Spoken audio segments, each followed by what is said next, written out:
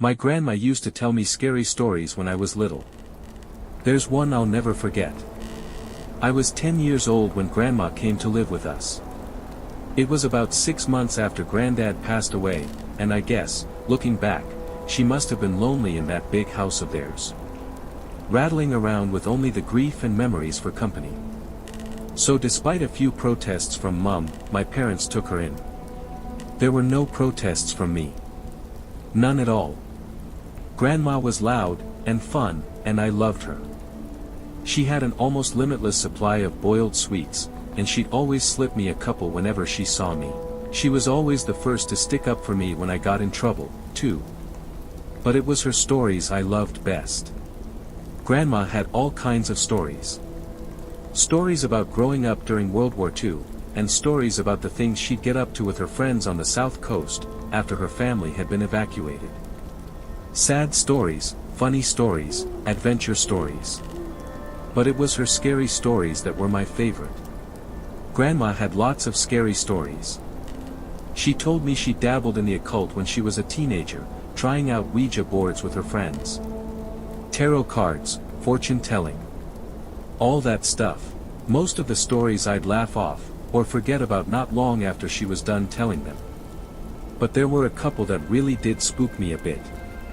I was only 10 at the time, you have to understand. And Grandma certainly knew how to bring the stories to life. She'd shut off the lights in my room so only the glow of the night sky shone through the curtains, and she'd shuffle in real close. Close enough so I could see the wrinkles on her face, and smell the boiled sweets on her breath. Close enough so her deep blue eyes could stare straight into mine. She must have given me nightmares with a few of those tales, but now, years later, there's only one that I can still remember. Only one that stuck with me. The story about the shower, and Mr. Long Fingers. Grandma told me about Mr. Long Fingers one night after I asked about her baths. Grandma used to love her baths. She'd spend ages in them, light candles and incense, and lie in the tub humming to herself until the water turned cold. It drove my mum crazy. But when I asked her why she loved them so much, she said it was the only place she could relax. It was the only place that was safe for her to relax. You know, people like me, who are, well, more sensitive to certain things, we have to have baths, she told me seriously one night, shuffling closer on the bed. I couldn't possibly spend that long in the shower. Grandma stared at me with those blue eyes of hers, unsmiling, and I knew it was time for one of her stories. One of the scary ones. I shivered with pleasure and pulled the covers up to my chin. Why is it risky, Grandma? She half turned to look out the window, watching me from the corner of her eye. Pausing for effect. I waited, feeling my heart rate pick up ever so slightly in my chest. Well, she said after a moment. It's only risky if you close your eyes, of course. If you close your eyes for longer than 10 seconds. What do you mean? Why, well, do you ever play that game in the playground with your friends? The one where someone turns their back, and the others sneak up on them when they're not looking? I nodded, and Grandma nodded back. Exactly. So that's what it's like in the shower, when you have your eyes closed. That's what it's like with Mr. Long Fingers. A cold itch tickled back. Who's Mr. Long Fingers, Grandma? She let out a deep breath, as if she wished she hadn't said anything. Turned her head back to face mine. When she next spoke, she'd lowered her voice. No one knows, exactly, Grandma whispered. Some think it's a creature that's attracted to the heat and smell we give off in there. Others think it's a demon that finds a way into our realm through the dense steam clouds. No one can say for sure, because the only ones who have actually seen Mr. Long Fingers aren't ever going to be able to tell you. I pulled in a breath. Why not? Grandma shuffled closer along the bed and leaned towards me, leaving my question hanging in the air. Don't you worry about it, sweetheart. Don't worry your pretty head. As long as you remember the rules, you'll be fine. What rules? Well, when you're in the shower, you try not to close your eyes for too long. 5 seconds is fine, and 10 is just about okay, too. But any longer than that, Yeah. Then what? Well, any longer than that and you may just start to feel something in the room with you. Something watching. And if you ever go longer than 15 seconds, that's when you might start to hear a noise, too. Hear what? The soft tap tap tap of fingers on glass. Fingers drumming against the glass door of the shower. If you do ever hear that noise, God forbid, will you make me a promise? What, Grandma? Promise me you'll never open your eyes. Star. I barely slept that night. Hardly at all. I'd close my eyes and try to relax, but every time I did I'd imagine a face pressed against my bedroom window, staring in at me. And when I did finally get to sleep, I had nightmares. Bad ones. I had them all week, in fact. Dreams about disembodied eyes watching me in the dark, and long fingers reaching out to touch my exposed skin. It wasn't any better when I was awake. The shower was the worst.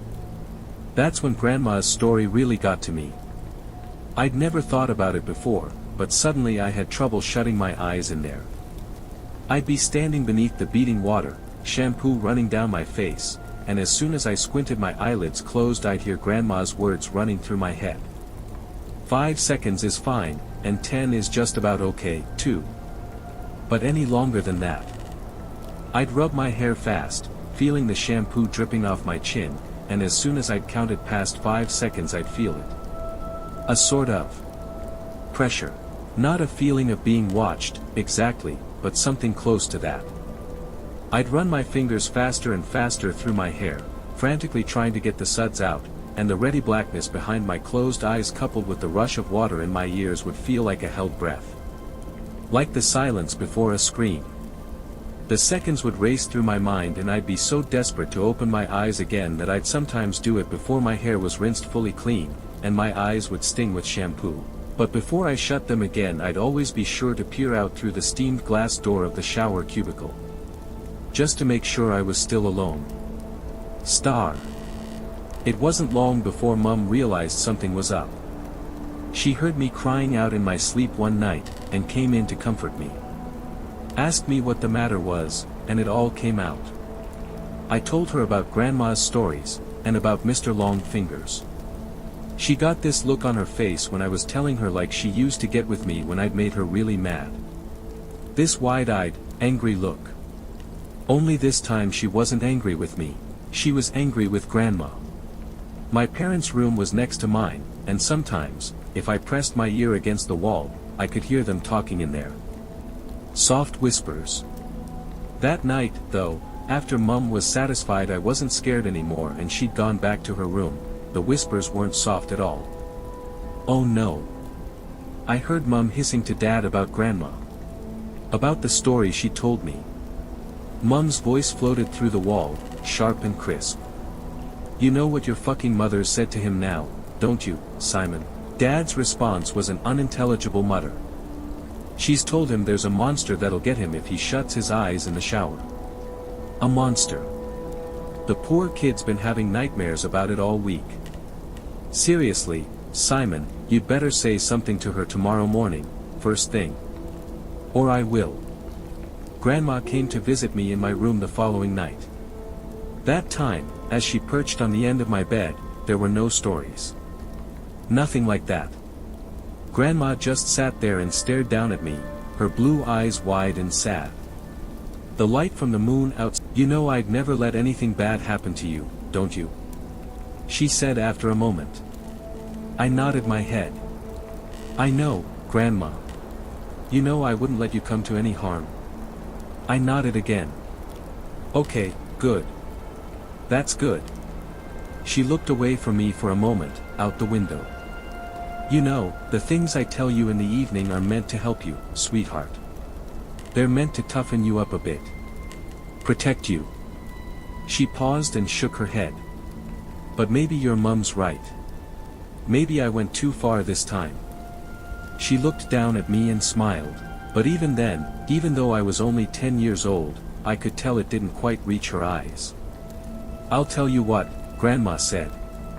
You know what I told you about Mr. Longfingers, and the shower? Well, I'm going to make sure you're safe. I'll scare the bastard off, how about that? It won't come back in a hurry if it has to face me. I stared up at Grandma, watching her face glow in the moonlight. Watching her smile down at me. I nodded my head, once. Star. I was the one who found her. I don't know when exactly it happened, but I'd guess it was about a week after we had that talk in my room. A week after she told me she wouldn't let me come to any harm. I woke early that morning, from a bad dream, to a heavy thumping sound. I sat bolt upright in bed. My room was quiet around me, and I couldn't hear anything from the wall that joined my parents' room either. But the house wasn't entirely silent. Floating down the hall, muffled by my closed door, I could hear the sound of rushing water. The noise of the shower. I leapt out of bed and ran down the upstairs hallway, heart already pounding in my chest. As soon as I reached the closed bathroom door, I started banging on it. A deep terror was welling up inside me like cold water from a well, something I couldn't place, and I kept banging and shouting, "Grandma," over and over again, even though she didn't respond. Off to my right I was dimly aware of voices from my parents' room, the sleepy shuffle of footsteps, but before they had a chance to make it out onto the landing I'd lifted my hand to test out the door handle, more out of instinct than because I thought it might actually open. But the door wasn't locked. I kept banging with my free hand and it swung suddenly inwards, bringing me face to face with a wall of steam. Heat struck my skin. I squinted my eyes against the damp fog and peered into the bathroom. And before Dad pushed me to one side, before everything around me descended into shouting, and tears, and chaos, I saw her. I saw Grandma. She was lying naked on the floor in the shower cubicle, the water beating down around her. Blue eyes bulging from her face. One hand was curled against her chest, like a dead bird, while the other trailed against the glass of the shower cubicle, the flailing finger marks she'd It was a heart attack that killed her. That's what my dad told me. He said Grandma was old, and the thing had struck her quickly and suddenly. She would have died fast and without pain, Dad said. She wouldn't have suffered. I knew better, though. Even as a 10-year-old kid, I knew better. And years later, writing this as an adult, I still know better. I also know my wife and kids resent me for refusing to have a shower in the house. For insisting everyone take baths. They pretend it's okay, and they humor me, but I can tell they don't really understand it. Not at all. My wife thinks she does. She thinks I still carry the trauma of seeing my grandmother dying in front of me when I was little. I guess she's right, in a way. But she doesn't know the full truth. Nobody does. And no one would believe me even if I told them. No one would believe me if I said the reason I don't take showers, the reason I haven't had one since I was 10 years old, isn't because I'm scarred from the sight of a dead body. It's because all those years ago, when I crept back into the still hot bathroom after the paramedics had taken Grandma's body downstairs, I made sure to check the marks her fingers had carved through the steamed glass of the shower cubicle. And those marks weren't just on the